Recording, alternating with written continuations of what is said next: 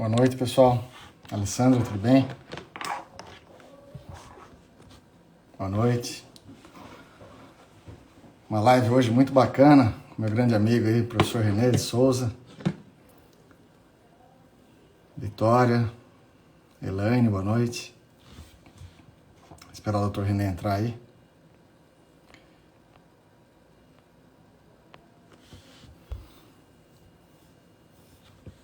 Amanda, Marcelo, tudo bem? Boa noite.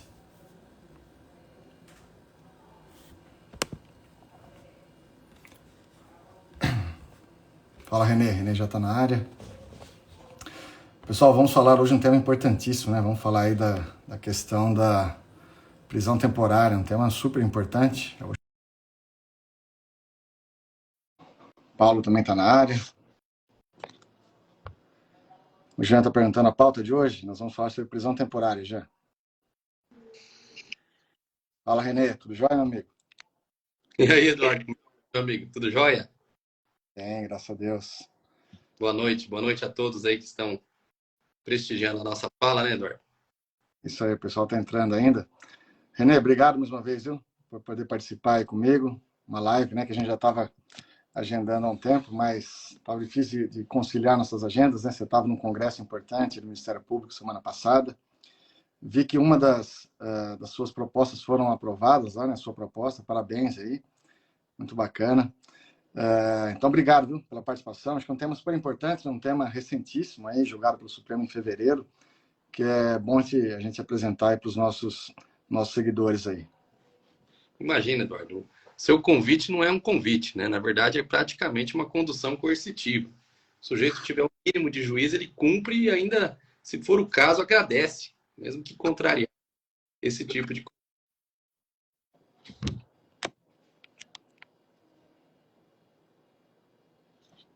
Opa, deu uma travada aqui para mim. Vocês estão me ouvindo aí bem ou não? Acho que travou do René aí.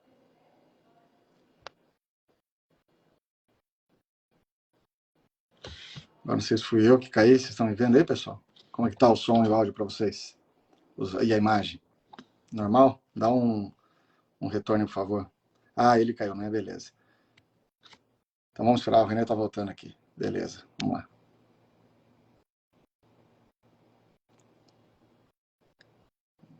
Já tá voltando.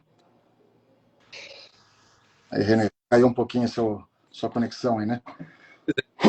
Não, mas está tudo indo. Eu acho que o Instagram ficou com tanto receio do que eu estava revelando para o pessoal, que na verdade foi uma intimação, que ele já resolveu cortar o ato de pela raiz. É isso aí, obrigado, viu, René? Valeu. Pessoal, o René dispensa apresentações, né? O René é membro do Ministério Público, Mato Grosso, excelente profissional, professor aqui da casa, né? Professor aí do SESC, Carreiras Jurídicas, também leciona comigo aí na pós-graduação em Ciências Criminais, após que eu estou à frente junto com o Alexandre Salim, grande parceiro, excelente profissional também. A gente só trabalha com pessoal de gabarito aí, né? Então, fico muito feliz de contar com a sua presença aí também, viu, René? Mais uma vez, né? E esse é um tema que a gente precisa abordar, aproveitar e agradecer, né, o pessoal que está também entrando aí, o Marcelo Lourenço, o Pinheiro, que entrou agora, o Luciano Mazili, obrigado pela participação. Pessoal, fiquem à vontade, tá, para eventuais comentários. Aqui já até fixei aqui para vocês, tem um link. Se vocês clicarem nesse link, vocês vão responder a pergunta: o que te motiva a fazer uma pós-graduação? E aí vocês vão concorrer. A melhor resposta vai ganhar uma bolsa integral, uma bolsa de 100% da nossa pós-graduação em Ciências Criminais. Vale muito a pena você conhecer. Se você não conhece ainda, entra lá no site da Faculdade SES, você vai ver os nossos professores, os temas abordados. Nós temos aulas ao vivo, é muito bacana, aulas ao vivo e aulas que não são ao vivo, obviamente, mas temos aulas de interação com os alunos, inclusive para sanar dúvidas, muito bacana. Hoje, inclusive, nós tivemos uma com o professor Rogério Greco, né? Então foi muito interessante. Valeu, Fernando, valeu aí, tamo junto. Então nós vamos falar aí sobre a recente decisão do Supremo Tribunal Federal, que se deu no dia 12 de fevereiro, em duas ações diretas de inconstitucionalidade, a 3360 e 4109, versando sobre prisão temporária, né, René? Então, em rápidas pinceladas, só lembrar o pessoal aí que a prisão temporária, ela ocorre, é uma medida cautelar, muito utilizada na investigação, ela só ocorre na fase pré-processual, não existe prisão temporária no curso do processo. Então, somente no inquérito policial, presidido pelo delegado de polícia, ou no PIC, né, Procedimento Investigatório Criminal, aí, presidido pelo membro do MP. Aliás, Renê, você está em qual área? Qual área que você atua? Bom, atualmente estou aqui no Conselho Nacional do Ministério Público, em Brasília. Estou como membro auxiliar aqui na Corregedoria Nacional. Mas quando eu estava em Cuiabá, eu estava numa promotoria criminal feitos gerais, mas fui recentemente removido e agora, quando retornar às atividades fins, estarei junto a uma promotoria de execução fiscal. Ah, que bacana. E por quanto tempo você fica no Conselho? Não há um prazo fixo determinado, né? Mas há uma razoável incerteza a respeito desse prazo. Vamos ver, até o final do ano acredito que teremos novidades a respeito disso. Legal, cara. Parabéns. Bacana. Vou estar em Brasília esse mês. Eu vou passar para a gente fazer uma visita e tomar um café. Puxa, será uma alegria. Eu faço questão de recebê-lo e conversarmos aqui pessoalmente, inclusive, sobre esses temas intrigantes de direito e de outros tantos, né, Eduardo? Porque, como você sabe, o Ministério Público e Polícia Federal, Polícia Estadual, Polícia Civil tem que atuar e manter estreitos laços de relacionamento, porque, infelizmente, nós temos alguns índices de criminalidade muito preocupantes. E se o Estado não se organizar adequadamente por meio de suas instituições, infelizmente nós vamos experimentar aí alguns problemas graves, né? Eu queria aproveitar, Eduardo, e dizer com relação à pós-graduação de ciências, aqui em primeira mão, então, eu estou lançando um livro novo sobre um manualzinho sobre direito penal. Eu, juntamente com um colega, promotor de justiça no estado de Mato Grosso, Luiz Fernando Rossi Pepino, e eu queria já deixar franqueado aí, Eduardo, para você, de alguma forma, bolar um sorteio de um exemplar deste para os alunos que se matricularem na pós-graduação, para a gente divulgar a obra e agraciar algum sortudo, né, algum felizardo com o exemplar da obra, tá bem? Você legal, parabéns. Parabéns. Vamos combinar assim, então, aquele aluno que vencer esse concurso cultural aqui, que vai ganhar a nossa pós integralmente, ele também já leva o seu livro aí, então. Pronto, tá combinado. Legal. O Gil Sampaio até falou que está com uma dificuldade de acessar no link que eu coloquei aqui, mas está nos meus stories também, tem esse link lá. Se tiver alguma dificuldade depois, manda um direct lá que vai ser o maior prazer, tanto para mim, para o Renê, que a gente passa para vocês, tá bom? Bom, vamos falar então da Lei 7.960 de 89, uma lei que está em vigor aí há mais de 30 anos, mas agora o Supremo Tribunal Federal ele traz uma decisão importantíssima, fixando os requisitos para essa prisão cautelar, né? É interessante lembrar que o ano dessas ações diretas de inconstitucionalidade, isso é uma curiosidade que eu trago aqui, a ADI 3360, veja, ela foi ajuizada em dezembro de 2004 pelo Partido Social Liberal e a 4109 em 2008 pelo Partido Trabalhista Brasileiro. Então, essas ações questionavam a constitucionalidade da prisão temporária, e aí o Supremo, então, vem e decide agora, reconhecendo que ela é, sim, constitucional, mas ele acaba fazendo um balizamento, dando uma interpretação conforme e fixando os requisitos cumulativos para a decretação dessa medida, né? A lei já trazia esses requisitos no artigo 1º, que, aliás, o artigo 1º da Lei 7.960 de 89, ela, na verdade, reflete o coração da lei, né, René? Ela é o cerne, ele gira em torno aí do artigo 1º, e ali é que estão os requisitos da prisão temporária. Quer fazer alguma introdução sobre isso, René? Não, acho que a sua colocação é muito feliz, né? Como espécie de prisão cautelar, a previsão do legislador, ao criar a prisão temporária, ele teve que se ater a algumas peculiaridades do nosso regime constitucional. Para aqueles que já assistiram e já tomaram conhecimento e pé de como é feita a prisão temporária em outros países, que ela fica a cargo realmente das autoridades policiais, ela é feita sem a necessidade de ordem judicial em outros países, né? Isso porque ela se dá justamente no interesse do investigador. Mas no Brasil, por conta da nossa disposição constitucional, que só pode ser feita a prisão em situações de flagrante delito ou por ordem de mandado judicial, nós não tínhamos muita saída e a Lei 7.960, embora bastante antiga, ela teve que se curvar a essa exigência constitucional. Eu, pessoalmente, Eduardo, penso que o Brasil caminha, infelizmente, para uma burocratização muito grande da própria investigação, né, policial. E a lei de prisão temporária, a meu ver, sempre teve esse defeito. Aquilo que era para ser realizado com uma dinâmica muito mais relacionada à necessidade de elucidação dos crimes, que é o que é comumente realizado em outros países, no Brasil sempre contou com uma desconfiança inadequada e essa desconfiança cria cada vez mais entraves e formalidades, como a necessidade sempre e sempre de ordem judicial para a decretação de uma prisão, ainda que estritamente relacionada às investigações de uma maneira geral, o que acaba atravancando um pouco, né? E essa decisão, embora ela tenha aí alguns contornos positivos, ela acaba recheando ainda mais o nosso sistema com essas burocracias, com essas formalidades, muitas das quais, inclusive, colocam em xeque a própria necessidade de existência de um outro sistema de prisão, que é a prisão temporária. Mas disso nós vamos tratar ao longo da nossa fala, né, Eduardo? E os alunos certamente conseguirão compreender o senso crítico que eu estou refinadamente aqui dizendo a vocês. Exatamente, René. Já tem muitos dizendo aí que acha muito difícil ocorrer uma prisão temporária hoje em dia, né? Está muito próxima de uma preventiva, mas vamos abordar sobre isso. Quero agradecer também ao professor Anderson Lima, que apareceu aí, meu colega, delegado federal também, professor aqui do SES, grande abraço.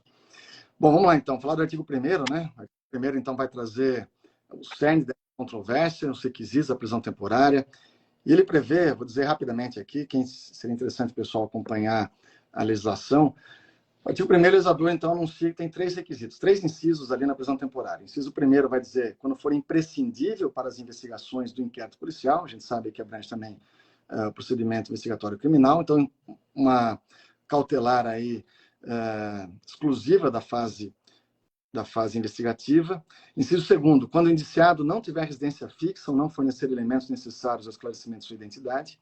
E o inciso 3º, o legislador vai dizer, quando houver fundadas razões, de acordo com qualquer prova admitida na legislação penal, de autoria ou participação do indiciado nos seguintes crimes, e traz um rol taxativo de crimes, claro, crimes graves aqui, a exemplo de tráfico de drogas, terrorismo, fala aqui em quadrilha ou bando, né, uma linguagem desatualizada, porque a lei é bastante antiga, enfim, sofreu diversas alterações já, mas nesse aspecto ela se manteve. Homicídio doloso, sequestro, cárcere privado e por aí vai. Então, discutia-se na doutrina, esse rol de crimes é taxativo ou é exemplificativo? Então, sempre se entendeu que o rol é taxativo, que somente o legislador pode incluir um crime nesse rol, que vai admitir prisão temporária, somente o legislador pode excluir um crime aí também, então é vedada a analogia, vedada qualquer interpretação extensiva. E a questão depois que se discutir, agora também acaba reacendendo, existem outros crimes não arrolados nesse inciso 3º, que também ensejariam a prisão temporária, que também seriam passíveis de uma prisão temporária, e aí a resposta é positiva, apesar de a gente acabar de dizer que é um rol taxativo, que não admite analogia, que não admite interpretação extensiva, mas sim por conta de uma outra lei, que é a Lei dos Crimes Hediondos. A Lei dos Crimes Hediondos, lá no artigo 2º, parágrafo 4º, ela vai dizer que a prisão temporária ela é admitida para os crimes hediondos equiparados, não apenas aqueles que se encontram no inciso 3º, que ali a gente vai ter alguns crimes hediondos equiparados, mas para todos os crimes hediondos equiparados seria cabível, então, a prisão temporária, e nesse caso, inclusive, o prazo seria maior, né? Seria um prazo de 30 dias prorrogável por igual período, 30 mais 30, porque, na regra, ali, para os outros delitos não hediondos, não equiparados, a prisão temporária tem um prazo mais curto, de 5 dias mais 5. Olha o que diz o legislador no artigo 2º, parágrafo 4º. A prisão temporária nos crimes previstos neste artigo. Então, neste artigo 2º, onde ela está citando crimes hediondos e os equiparados, né, os 3 T's, a tortura, tráfico e terrorismo. Terá o prazo de 30 dias prorrogável por igual período, em caso extremo e comprovada necessidade. Então, o resumo da ópera é o seguinte: quais crimes admitem prisão temporária? Que se entende majoritariamente, que se entendia até então era isso. Os crimes do rol do inciso 3º são passíveis ali, sem dúvida, e também os crimes hediondos equiparados por força do artigo 2º, parágrafo 4º da Lei dos Crimes Hediondos. Ah, Eduardo, isso aí não seria uma analogia? Não é analogia porque não há uma lacuna, né, a ser preenchida aqui. Não há lacuna. Não é também interpretação extensiva, porque nós estamos dizendo que o que o legislador diz ali na Lei dos Crimes Hediondos, ele está sendo categórico, peremptório, está dizendo, olha, nos crimes hediondos equiparados, a lei da prisão temporária, 7.960/89, é aplicável a eles, e aí só que o prazo é de 30 mais 30. Concorda aí, René? Você acha que é isso mesmo? Perfeito, perfeito. Exatamente essas colocações são introdutórias e fundamentais para o pessoal compreender o círculo de ação, né, da prisão temporária, que não se atém unicamente à Lei 7.989, né, na verdade, 7.960, que também a Lei dos Crimes Hediondos acaba contemplando a possibilidade de outras infrações serem alcançadas pela prisão temporária. Muito bem observado, Eduardo. E aí também se dizia o seguinte, né? Mas pode o legislador, essa é uma crítica, e o Supremo acaba enfrentando isso, né? Pode o legislador admitir essa espécie de de medida cautelar drástica, que é uma prisão temporária, mas analisando apenas a gravidade em abstrato, né? Porque, na verdade, o legislador está dizendo, olha, de acordo com a gravidade que, no entender dele, né? De acordo com a gravidade do crime, aqui nós vamos, então, admitir que esses delitos eles sejam passíveis aí dessa cautelar, que é a prisão temporária. Então, se discutiu isso, o Supremo vai falar sobre isso, daqui a pouquinho a gente comenta também. E, afinal de contas, então, quais são os requisitos? Aqueles requisitos, os 3 incisos da prisão temporária do artigo 1º. Esses 3 requisitos, eles são alternativos, são cumulativos. O que se entendia até então, até essa decisão do Supremo? Bom, entendia-se majoritariamente, nós temos 3 correntes. Né? A primeira corrente falava, olha, os 3 requisitos têm que estar presentes, cumulativos. Isso é absolutamente minoritário, era minoritário, acabaria esvaziando a prisão temporária, dificilmente você conseguiria uma prisão temporária se fosse exigir os 3 requisitos. Uma segunda corrente também não venceu, que era no sentido que bastaria um inciso ali estar presente, seria possível a temporária. Então, nem 8 nem 80. Né? Um único crime ali, só pelo fato de estar arrolado no inciso 3º, por exemplo, já seria isso. O cara praticou um tráfico de drogas, então já é possível a temporária. Praticou um homicídio doloso, então já é possível a temporária. Então, havia essa discussão, né? Nem 8 nem 80, nenhuma dessas duas aqui vingou. E o que prevalecia é que era necessária a presença do inciso 3º, que trazia o rol de crimes passíveis, então, dessa cautelar. Então, um daqueles crimes, ou hediondo equiparado, e um dos 2 incisos, ou o inciso 1º, demonstrando a imprescindibilidade para as investigações, ou o inciso 2º, notadamente ali quando o indiciado não tem residência fixa, ou quando ele não fornece elementos para sua identificação. Então, o inciso 3º sempre presente, e o 1º ou o 2º também tinha que estar presente. Aí vem o Supremo, e o Supremo vai dizer agora que não é isso, né? Essa terceira corrente que sempre foi adotada, o Supremo vai dar um balizamento e vai preencher esses requisitos. Não é isso, René? Exato, né? O assunto sempre foi envolvido em uma polêmica muito grande doutrinária. Chegou-se a um momento de termos cerca de 7 correntes doutrinárias tentando acomodar essas divergências todas, mas elas se resumiam de uma forma ou de outra, mais ou menos no que você dividiu, naqueles que precisavam, entendiam que eram os 3 requisitos cumulativos, ou alguns que entendiam que bastava qualquer um dessas hipóteses dos incisos, e aqueles que entendiam que havia a necessidade de uma conjugação sempre entre o inciso 1 ou o inciso 2, sempre conjugados com o inciso 3º, que era, sem dúvida nenhuma, a corrente mais adequada. Como você mencionou, o Supremo Tribunal Federal deu uma decisão que alterou um pouco esses entendimentos doutrinários, muito embora tenha também se valido de algumas considerações feitas pela doutrina já a respeito da prisão temporária devidamente modificada ou, digamos, alterada no seu panorama geral por conta das reformas advindas no Código de Processo Penal em 2011 e agora, recentemente, em 2019, pela Lei Anticrime, a Lei 13.964. A decisão do Supremo, Eduardo, o primeiro ponto que me parece que você tocou, e realmente é um ponto de crítica que as pessoas, de um modo geral, e a comunidade jurídica deve se atentar, é que a decisão vem muito tempo depois do ajuizamento das ADIs. E essa demora para o Supremo dar uma resposta definitiva a respeito da prisão temporária e até da criação desses requisitos, acaba criando, ou aumentando ainda mais, né, esse ambiente de incerteza jurídica, principalmente no âmbito do processo penal, que vem aí padecendo por conta de um exagero ou de um agigantamento das teses de nulidades processuais, que acaba depondo muito desfavoravelmente às investigações. E a prisão temporária, como é um instrumento muito importante para a realização das investigações, deveria ter contado, né, e poderia, e espero que daqui para frente conte, com respostas um pouco mais rápidas, se for o caso, né, de uma revisitação do Supremo a respeito do seu enquadramento jurídico, de uma forma mais rápida, para que isso se traduza em uma segurança jurídica melhor para todos aqueles que manejam a prisão temporária. Então, penso que esse é um ponto importante que você destacou, né? As ADIs foram ajuizadas há muito tempo, aguardavam o julgamento há bastante tempo, e elas foram julgadas agora em 2022, mediante, inclusive, a construção de requisitos colocados aí pelo Supremo, mediante interpretação de julgamento conforme a Constituição, que sequer constavam, né, nas iniciais das ADIs. Isso é, sem dúvida nenhuma, um ponto que nós devemos ter de reflexão crítica a respeito dessas decisões. Isso mesmo, Vitória, as ADINs 3.360 e 4109.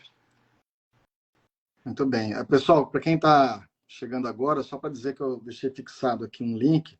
E se você não conseguir pegar esse link aqui, está nos meus stories também. Se não conseguir pegar lá depois, entra em contato comigo no direct ou com o René. Porque ali, se você responder a pergunta, o que te motiva a cursar uma pós-graduação, você vai estar concorrendo à melhor resposta, vai ganhar 2 prêmios. Olha só que interessante. Vai ganhar o livro que o René acabou de lançar com um colega promotor de justiça, direito penal, parte geral, não é isso, René? Está aí, ó, lançamento em primeira mão. E também vai ganhar uma bolsa 100%, uma bolsa integral aqui da pós-graduação em Ciências Criminais que eu coordeno com o Alexandre Salim, professor Alexandre Salim. Então, veja só que bacana. Basta você responder lá, caprichar na resposta, e a melhor resposta vai ganhar esses 2 prêmios, tá bom? Bom, vamos lá, vamos falar então dos balizamentos trazidos aí pelo STF nessas 2 ADINs aí, René. Primeiro, então, são alguns pontos, né? Vamos começar aqui, vamos por partes, né, que a gente vai discutindo e fica mais fácil para o pessoal compreender. Então, o Supremo vai dizer, olha, quando for imprescindível para as investigações do inquérito policial, no primeiro inciso, então, da Lei 7.960, ele vai dizer que, além disso, tem que estar constatada a partir de elementos concretos e não meras conjecturas. Então, aquela discussão, mas o legislador está analisando apenas a gravidade em abstrato do crime, o Supremo vem e fala, tem que ser constatada essa imprescindibilidade para a investigação dessa prisão com base em elementos concretos e não meras conjecturas, não meras presunções, vedada a sua utilização como prisão para averiguações, aqui tem uma crítica ferrenha que dá para ser feita, né? Em violação ao direito à não autoincriminação, ou quando fundada no mero fato de o representado não possuir residência fixa. Então, o primeiro ponto aqui é que elementos concretos e não meras conjecturas, não se admite prisão com base na gravidade em abstrato do crime. Então, o delegado de polícia ou membro do MP, o delegado de polícia quando representa por uma temporária, o MP quando vai requerer uma prisão temporária, tem que demonstrar com base em elementos concretos ali o porquê que aquela prisão ela é indispensável, imprescindível para a investigação. Não basta a alegação de que se trata de um crime grave, isso aí não é suficiente e também não basta meras conjecturas. É imprescindível para a investigação, isso tem que ser demonstrado concretamente na manifestação, seja do delegado de polícia, seja do membro do MP. Não é isso, René? Perfeito, Eduardo. O que me parece interessante dessa primeira pelo Supremo é que a maioria desses elementos centrais aptos a justificar a decretação da prisão temporária não há neles, não há na lei conceitos específicos a respeito que possa ajudar na definição exata de cada um desses elementos. Geralmente isso é feito pelo sentido oposto, né? Ou seja, nós conseguimos conjecturar e concluir o que não é elemento concreto e mera conjectura, capaz de não justificar uma prisão temporária, que seria mais ou menos uma conjectura completamente infundada, por exemplo, a partir pura e simplesmente de uma denúncia anônima, segundo uma parcela da doutrina, né, por meio de testemunhas de ouvir dizer, por meio de boatos, ou seja, informações que por si só não reúnem uma credibilidade suficiente que é capaz de imputar minimamente a autoria de uma infração penal para alguém e a partir daí justificar um édito de uma prisão, como é a prisão temporária. Agora, o que é importante perceber, e a doutrina toda ressalta isso, né? Esse juízo cognitivo, esse juízo de valor feito pelo juiz para a decretação da prisão temporária, ele é sensivelmente mais tênue do que aquele que é feito quando o juiz decreta uma prisão preventiva. Então, embora o Supremo aqui diga que não é possível a decretação da prisão temporária se não houver elementos um pouco mais concretos, para além de meras conjecturas para a decretação da prisão de alguém, não há que se exigir aqui um juízo cognitivo mais verticalizado a ponto, por exemplo, de um juiz ter elementos suficientes para decretar uma prisão temporária, uma prisão preventiva. E de onde que se extrai exatamente essa conclusão? Do fato de que a prisão temporária o seu lugar, o seu momento de decretação é essencialmente na fase pré-processual. Ora, se essa prisão é decretada no interesse da investigação, é porque essa investigação está em um plano de descoberta de provas, de levantamento de informações mais preliminar do que aquele que é necessário para a decretação de uma prisão preventiva no curso de um processo, por exemplo. Então, essa é a meu ver, aquilo que não foi dito na decisão, que deve ser utilizado para fazer a distinção, uma das distinções entre a prisão temporária e a prisão preventiva. Acho que faltou um pouco mais de definição no Supremo, pelo Supremo, quando ele fez essa afirmação, justamente para resguardar o local de cabimento da prisão temporária. E ela tem esse local, ela é imprescindível para a investigação. Na verdade, quando ele diz constatados a partir de elementos concretos e não meras conjecturas, ele está relacionando esse juízo de valor à utilidade da prisão, que é a imprescindibilidade para as investigações do inquérito, que, a meu ver, produz essa modulação do juízo cognitivo capaz de levar e justificar a prisão temporária de maneira diferente daquele que é feito quando ele decreta a prisão preventiva. Exatamente, René. Muito bom, muito bem lembrado. E também a gente sempre fala, né, na questão de prova prática, a gente vê nos concursos policiais, por exemplo, que eu estou à frente de vários, né, então sempre se discute nas questões que envolvem peças trazidas pela banca. Às vezes a banca fala, na qualidade de autoridade policial, represente pela medida cautelar cabível, após trazer um caso concreto ali. Enfim, aí o candidato fica na dúvida, aqui é prisão temporária, aqui é prisão preventiva, né? E a gente costuma dizer o seguinte, olha, o melhor raciocínio, né, costuma ser o seguinte, analisa qual estágio investigativo você se encontra. Está no início da investigação, ainda, após a prisão que você vai realizar, você ainda vai precisar de várias diligências serem feitas, não está numa fase conclusiva. Então, pensa se não é uma prisão temporária, se estão presentes os requisitos. Já está na fase final da investigação, já colheu o material probatório suficiente, então deve ser, sim, uma prisão preventiva. Entra nisso que você falou, nessa análise cognitiva que deve ser feita, né, pelo magistrado para dizer, olha, em que momento aqui que eu vou... qual é o grau de certeza, de elementos concretos que eu vou exigir para uma temporária, para uma preventiva. Ainda demanda muitas diligências, já tem diligências realizadas, já está numa fase conclusiva. Então, acho que isso aí continua valendo essa análise, né? Pode ser feita ainda assim. Se há muitas diligências serem realizadas, certamente vai ser cabível uma prisão temporária. O Supremo ainda utiliza a seguinte expressão, né? Não se admite a prisão temporária como uma prisão para averiguações. O que você acha disso, René? Dessa terminologia que foi utilizada aí pelo Supremo? Eu até entendo a preocupação que os ministros tiveram em fazer essa ressalva, mas ela soa um tanto quanto desconectada, né, com o Instituto da Prisão Temporária. Por isso que eu fiz questão de iniciar a nossa explicação falando a respeito de como ela é feita, a prisão temporária, em outros países do mundo. Porque em outros países essa confusão até pode acontecer, mas no Brasil ela é impossível de acontecer, porque a prisão por averiguação é aquela prisão que não foi recepcionada já na nossa Constituição de 88, que era aquela realizada muitas vezes pela autoridade policial com o objetivo de, a partir da detenção de uma pessoa, encontrar um ilícito por ela praticado, ou um mandado de prisão contra ela expedido para justificar, para oficializar a sua prisão. Ou seja, primeiro se prendia para depois obter-se um mandado, obter-se a juridicidade daquela prisão. Essa prisão, evidentemente que ela não foi recepcionada e é evidentemente que ela é inconstitucional. E ela passa muito distante do regime da Lei 7.960, porque a Lei 7.960 pressupõe a decretação da prisão por ordem judicial. Então, não é possível uma autoridade policial prender ninguém temporariamente no Brasil para fazer prisão por averiguações, já que ela passa pelo crivo, pelo filtro do Poder Judiciário. Mas, como eu disse, eu até consigo compreender a preocupação do Supremo no sentido de tentar afastar a prisão temporária como uma espécie de subterfúgio para eventuais retaliações de eventuais pessoas que sejam acusadas da prática de infrações penais. E isso está, me parece, umbilicalmente conectado ao elemento seguinte, colocado nessa mesma decisão, em que, quando o Supremo fala que é vedada a decretação da prisão temporária como violação ao direito à não autoincriminação. Aí me parece fazer mais sentido.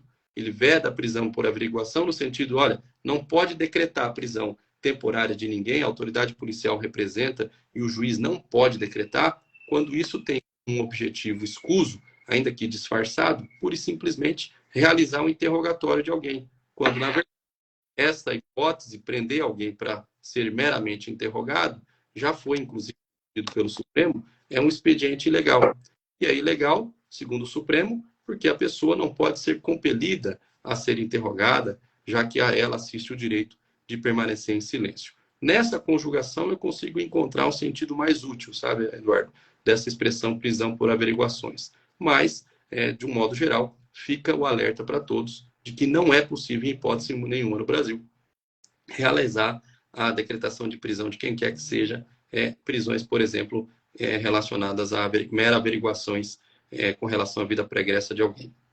Muito bem, eu também concordo com tudo que você falou, René, até porque prisão para averiguações, essa prisão feita pelos órgãos policiais, né, para ver se aquela pessoa praticou eventualmente um crime, ou já temos um crime, então prendemos uma pessoa para verificar se ela é autora ou partícipe daquele delito, mas sem ordem judicial isso aí não existe, né? Isso aí, inclusive, configura abuso de autoridade, inclusive a própria prisão temporária, ela chega no nosso ordenamento jurídico para cair por terra esse tipo de prisão.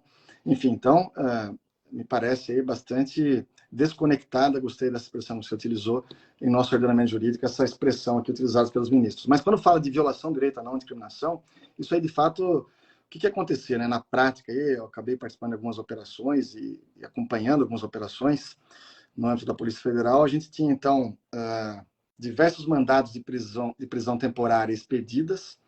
Então, esses pedidos, né, esses mandados seriam cumpridos no mesmo dia, numa mesma investigação. Então, a gente prendia lá, por exemplo, 10 pessoas com prisão temporária, 10 pessoas participando, eventualmente, daquele crime, né? Eram investigados e paravam sobre eles ali indícios de autoria. E aí a gente fazia, então, interrogatórios simultâneos daqueles presos. Então, em cada gabinete de delegados estava ali o preso, estava ali o advogado. Então, interrogatórios simultâneos, e aí, claro, né? A gente buscava obter a confissão, buscava-se a confissão daquele preso. Falar, olha, camarada aqui, será que ele não está te entregando lá? Você não quer fazer uma colaboração, etc. Então, é esse interrogatório simultâneo. Depois, aconteceu muito, né? O cara confessou o crime, mas se você confessar, você vai ser colocado imediatamente em liberdade. Então, isso que acabou acontecendo por algum tempo, em algumas operações policiais, vem o Supremo agora e fala, não, isso aí ele tem direito a não autoincriminação, uma prisão temporária, aí, na verdade, ela está travestida de uma condução coercitiva, está querendo forçar o investigado a confessar sob pena de permanecer preso. Então, a rigor, nem estaria presente os requisitos da prisão temporária. Então, o fato é que vem o Supremo agora, ele fala, não é possível utilizar a prisão temporária nessas circunstâncias aí, como violação do direito à não autoincriminação. Até a gente pode lembrar que a própria a arguição do descumprimento do preceito fundamental, né, da condução coercitiva, ela vem nesse sentido, né, dizendo que não é possível a condução coercitiva para fins de interrogatório, com base nessa argumentação, né, do princípio do nemo tenetur sedetejo. Ninguém é obrigado a produzir prova contra si mesmo. Então, você vai conduzir o investigado para fins de interrogatório, para ele ficar calado, só para ter esse constrangimento, então não faria qualquer sentido. E vem ainda o Supremo e diz ainda, fundada no mero fato de o representado não possuir residência fixa. Então, essa parte final aqui evidencia que o Supremo está dizendo, olha, o simples fato dele não ter residência fixa, que era o inciso 2º, né, isso por si só não é suficiente para a decretação de uma prisão temporária. Eu achei até interessante, eu peguei aqui um trecho que o ministro escreve o seguinte, não é constitucional a decretação da prisão temporária quando se verificar, por exemplo, apenas uma situação de vulnerabilidade econômico-social, pessoas em situação de rua, desabrigados, por violação ao princípio constitucional da igualdade em sua dimensão material. Então, o simples fato de imaginar um camarada que é morador de rua, né, uma situação de vulnerabilidade, a gente tem, infelizmente, o Brasil tem essa realidade, muitas pessoas nessa situação. Então, ele é morador de rua, praticou um dos crimes que constam naquele rol do inciso 3º, então isso já justificaria a sua prisão? Então, na doutrina que prevalecia anteriormente era que sim, aí vem o Supremo e fala, não, esse inciso por si só, ainda que em conjunto com o inciso 3º, ele não é suficiente para prisão temporária, não é isso? Perfeito, né? O que o Supremo faz é mostrar o seguinte, não basta, pela via transversa, a resposta ou a mensagem que o Supremo passa não basta o sujeito ter residência para ele não ter ou não ser possível de ser alcançado pela prisão temporária. Então, a meu ver, a leitura pode ser feita em sinal trocado. Da mesma modo que o sujeito que não tem residência não é necessariamente alvo de uma prisão temporária, o inverso também. O sujeito que tem residência pode ser preso temporariamente.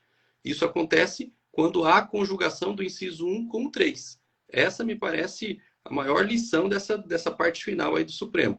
Porque ele diz, olha, o simples fato de ser morador de rua realmente não parece ser suficiente para decretar a prisão, se, por exemplo, o sujeito é facilmente localizado. Claro que o sujeito que é morador de rua e não tem endereço e residência fixa, na maioria das vezes, a decretação da prisão dele vai interessar e vai ser passivo de prisão temporária, mas não por conta desta circunstância isoladamente, mas pelo fato de que essa prisão será imprescindível para as investigações do inquérito, já que a evasão, já que a possibilidade de fuga e de não localização dele gerará justamente a quebra na realização das investigações, como, por exemplo, na necessidade dele ser reconhecido por testemunhas, pela própria vítima, se caso ele cometer algum crime que tenha vítimas presenciais. Então, numa situação como essa, a saída ou o recomendável é que a decretação não se dê pelo simples fato dele não ter residência, mas pelo fato de que a falta de residência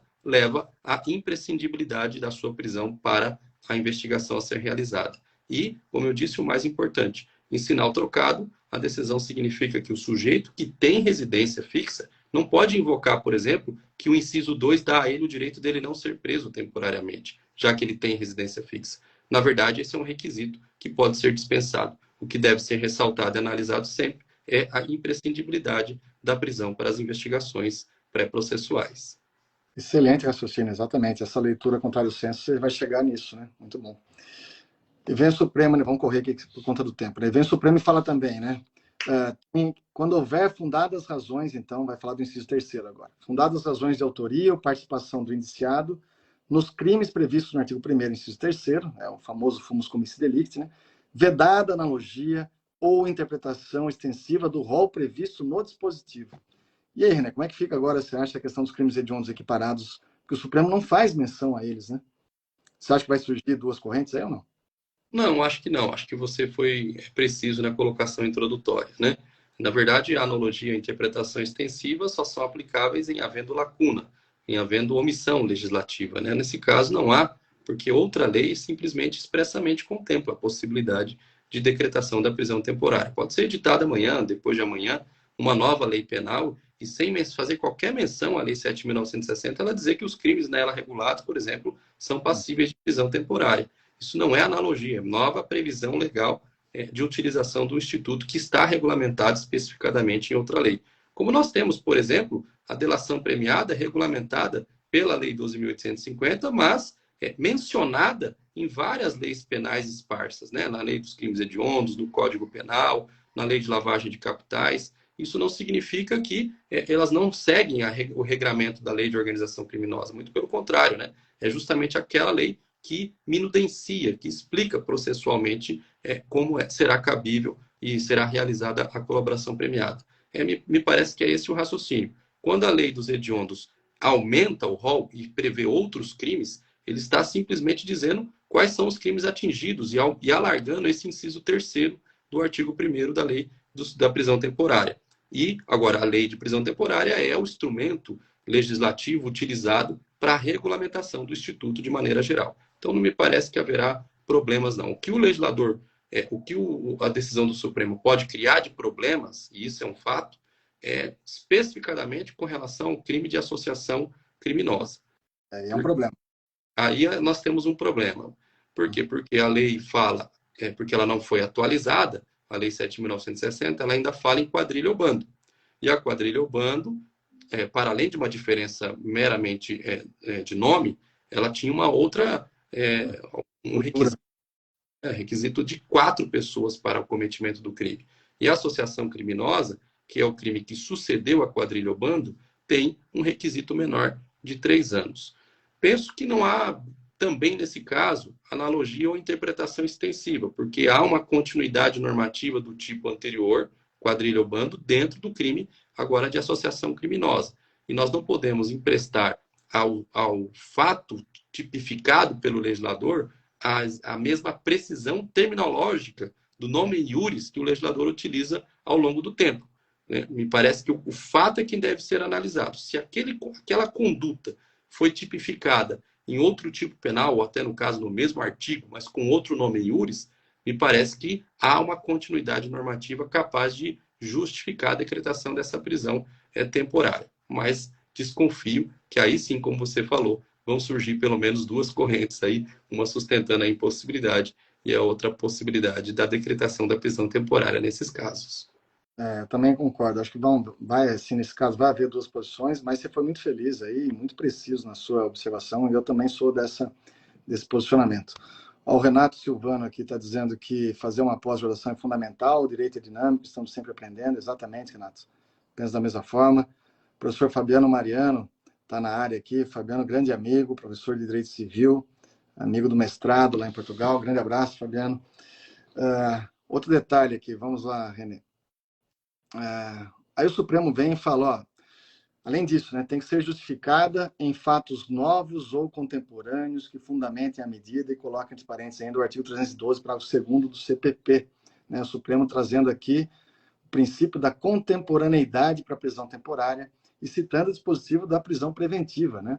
Então, o 312, parágrafo 2º que é mencionado, ele é requisito da preventiva e que o Supremo agora ele passa a incorporar para a prisão temporária aqui. Né? Então, na verdade, sim, o que a gente observa? Que está ficando muito próximo mesmo às cautelares, que ele está trazendo aquela regra geral da medida cautelar, que você já observou também, que foi previsto lá em 2011, na reforma do CPP, com a Lei 12.413, depois reforçada com o pacote anticrime, essa regra geral para todo e qualquer cautelar, passa a ser também aplicada agora à prisão temporária, esse princípio da contemporaneidade. Então, contemporaneidade, o Facchini vai falar o seguinte, ó, a exigência de verificar a gravidade concreta do crime, as circunstâncias do fato e as condições pessoais do indiciado está prevista no artigo 282, inciso 2º do CPP, regra geral de aplicação a todas as modalidades de medida de cautela. O que não significa, que às vezes alguns podem pensar, que é o seguinte, temos um crime que ocorreu lá em 2016, a investigação já está em andamento.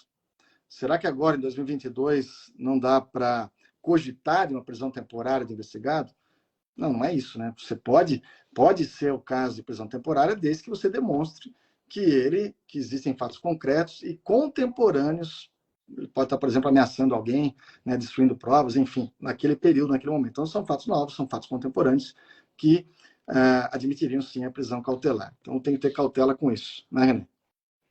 Perfeito, perfeito. Essa contemporaneidade, ela é claro, tem algumas dificuldades operacionais práticas, porque do mesmo modo que ele está exigindo a contemporaneidade para fundamentar a prisão, é possível, então, dizer que suprido ou, de uma forma ou de outra, aplacado o risco que justificou a prisão, seja o caso de revogá-la. Isso pode resultar em revogações de prisões um pouco precoces. Mas o fato é que a lógica da medida cautelar, inclusive no processo civil, é essa mesma. Né? A cautelar ela deve ser decretada visando atingir, evitar os riscos atuais, não riscos pretéritos, porque sob pena dela ser decretada para garantir nada, né? Porque a tutela cautelar ela tem aquela função instrumental de garantir o resultado útil do processo. Então é o raciocínio que deve ser transplantado para o processo penal. O processualista civil, nesse ponto, ele é mais preciso do que os processualistas penais. Então, se há uma ameaça a testemunhas que foi ocorrida no ano de 2018, no ano de 2015, data em que o crime foi praticado, mas em 2022 não há notícias de renovações de ameaças, muito pelo contrário, as testemunhas encontram-se tranquilas para depor sobre aquele caso, não há como justificar essa prisão, porque não há qualquer conduta capaz de justificar essa tutela cautelar. Agora, por outro lado, se imagina que o processo esteja tramitando desde 2015, sem qualquer tipo de problema, o sujeito encontra-se em liberdade, mas em 2022 surge, agora fazendo a leitura e a linguagem da lei da prisão temporária, uma necessidade de decretação da prisão, porque ela se torna imprescindível para a investigação, aí seria o caso, porque agora a tutela de urgência faz-se necessária nesse instante. Né? E isso pode justificar, frente à contemporaneidade, a decretação da prisão temporária. Exatamente. Aí o colega perguntando aqui, a Vitória Catarina Costa, existe um tempo definido como contemporaneidade? Não existe, né, René? Isso aí vai ser... Então, nós vamos ter que fazer uma análise casuística ali e demonstrar que é algo, sim, contemporâneo, que é algo que está ocorrendo, e aí levar o crivo do MP do Judiciário. Mas não há, o legislador não traz essa análise, esse prazo. Bom, e diz também o Supremo, por fim, que não pode ser suficiente, não for suficiente a imposição de medidas cautelares diversas previstas aí nos artigos 319 e 320. Então, o que o Supremo está dizendo? Olha, a prisão temporária, na verdade, ela é a última ratio, né? Prima ratio seriam as cautelares. A regra, na verdade, é a liberdade. A regra é a liberdade. A exceção seria as cautelares diversas da prisão. A prisão seria a exceção da exceção. Então, você só vai poder postular por uma temporária, você vai ter que demonstrar, olha, as outras cautelares diversas aqui, elas não são suficientes. Tem que demonstrar que é imprescindível para a investigação, com elementos concretos, e ainda falar, olha, que são fatos contemporâneos, fatos que estão acontecendo, fatos novos, contemporâneos, e as cautelares, infelizmente, não são suficientes. Ela é indispensável, sim, essa prisão temporária do investigado. Então, está dentro daquilo que nós falamos, né, dessa teoria geral das cautelares, trazidas lá desde 2011, reforçada pelo pacote anticrime, e agora o Supremo vem afirmando isso também, da necessidade de se observar a proporcionalidade e a subsidiariedade da prisão temporária, né? Perfeito. Eu tenho algumas críticas a essa aproximação, porque aí aqui sim, aqui me parece que o Supremo aproximou em demasia a prisão temporária da prisão preventiva, o que pode representar uma certa dificuldade na decretação das prisões temporárias. Há uma parcela da doutrina que gosta de mencionar o seguinte: a gravidade da infração penal, evidentemente que ela não pode ser levada em abstrato para a decretação de uma prisão, mas o fato é que a necessidade da decretação da prisão para a apuração de uma investigação, para a realização de uma investigação, está atrelada na prisão temporária à finalidade com que a autoridade policial requer essa prisão e a adequação dessa medida. Então, é difícil identificar uma outra medida cautelar que represente ou que leve os mesmos bons frutos que uma prisão temporária no interesse da investigação que a segregação da liberdade do acusado produz. Mas, de todo modo, o Supremo fez essa aproximação e, a partir de agora, é possível que a decretação da prisão temporária não seja efetuada ou que ela seja, por exemplo, revogada, caso um julgador consiga identificar que outras medidas cautelares cumpririam a mesma função, qual seja a função de nutrir, de ajudar a investigação do inquérito policial por meio dessas medidas. René, é isso aí. Eu conversei com alguns colegas, alguns delegados de polícia, alguns membros do MP também, e eu queria ouvir sua opinião. Você acha que acabou a prisão temporária no Brasil agora ou não? Na prática, você acha que vai ser possível a gente falar em prisão temporária ou não? Eu acredito que você usou a palavra correta. Teoricamente, ainda nós podemos levantar uma série de dificuldades ou diferenças, mas na prática, quando o delegado e o Ministério Público e o próprio magistrado entenderem que o caso comporta uma prisão preventiva, e que entre a decretação da prisão preventiva, por exemplo, para assegurar a aplicação da lei penal, embora essa seja uma situação específica, ele consegue identificar nisso também uma utilidade e uma imprescindibilidade para as investigações, ele vai fazer mediante a decretação da prisão preventiva. E ele vai fazê-lo, primeiro, porque a prisão preventiva não tem prazo fixo, como tem a prisão temporária. E segundo, que ele terá um conforto argumentativo muito mais tranquilo, já que essa prisão estará alicerçada em requisitos colocados pelo 312 de uma maneira um pouco mais elaborada, inclusive, não somente pela legislação, como pela própria jurisprudência a respeito do tema. Ao passo que na prisão temporária, esse juízo de identificação da necessidade da prisão para a imprescindibilidade das investigações era feito quase que, e assim deveria ser mesmo, feito quase que exclusivamente pela autoridade investigante. Né? Agora, como o magistrado se sente muito próximo da prisão temporária para ele decretar a prisão, muito próximo da prisão preventiva para ele decretar a temporária, ele vai se sentir mais confortável em decretar a prisão preventiva. Penso que, na prática, a prisão temporária acabou restando um tanto quanto esvaziada. Também acho que esvaziou muito, né? A gente pode até encontrar algumas situações de prisão temporária, mas está muito próximo realmente da prisão preventiva. E aí também vai muito da estratégia do colega que está à frente ali, né? Que ele vai adotar, se ele acha que é mais interessante uma temporária, e depois prorrogar a temporária, e depois talvez converter lá na frente em preventiva. Ou isso aí às vezes dá mais trabalho, já é melhor você já pedir uma preventiva, porque já tem elementos muito próximos ali, então às vezes já entra com a preventiva, não tem prazo, como você falou, ficaria mais, no ponto de vista argumentativo, mais fácil dele se manifestar e representar. René, chegamos ao final, obrigado aí, acho que a gente conseguiu passar aí esses requisitos cumulativos trazidos pelo Supremo agora, certamente vai despencar em concurso, quem milita na área também vai fazer uso muito dessa decisão do Supremo, uma decisão super importante, bastante recente, né, de fevereiro agora desse ano, O pessoal da nossa pós-graduação com certeza vai ter uma aula sobre esse assunto, com muito mais vagar, com muito mais detalhes, né? Não é a nossa proposta, então apenas uma live aqui, um bate-papo, algo muito mais informal, trazendo as nossas impressões sobre a decisão do Supremo, e trabalhando um pouco a nossa experiência prática também profissional. René, obrigado aí mais uma vez. Lembrando, então, vocês, ó, que está o link aí. Quem não conseguiu o link, está nos meus stories. Pode entrar em contato comigo também depois. Façam aí responda essa pergunta, vale muito a pena, né? Vocês vão ganhar 2 prêmios excelentes, né? Basta você responder por que você cursaria uma pós-graduação. E a melhor resposta, depois nós vamos trazer aqui no nosso Instagram, a melhor resposta vai ganhar o livro do René, recém-lançado em Direito Penal Parte Geral, com um colega. Quem é o colega mesmo, René? O promotor de justiça, né? Isso. Luiz Fernando Rossi Pepino. Então, um grande abraço ao colega aí também.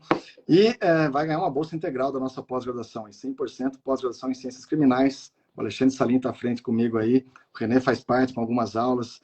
Estou eu, Rogério Greco, Pedro Lenza, enfim, grandes professores ali, eu tenho certeza. O próprio Alexandre Salim, diversos professores do SERS, Gabriel Habib, enfim, e tantos outros, tá bom? René, obrigado mais uma vez. Foi um prazer estar com você aí. Vamos nos encontrar em Brasília, certamente no mês de abril, vou fazer uma visita para você, viu?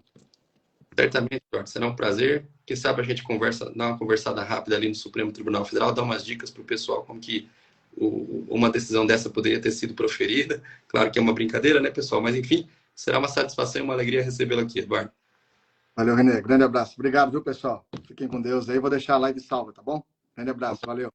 Tudo de bom. Valeu.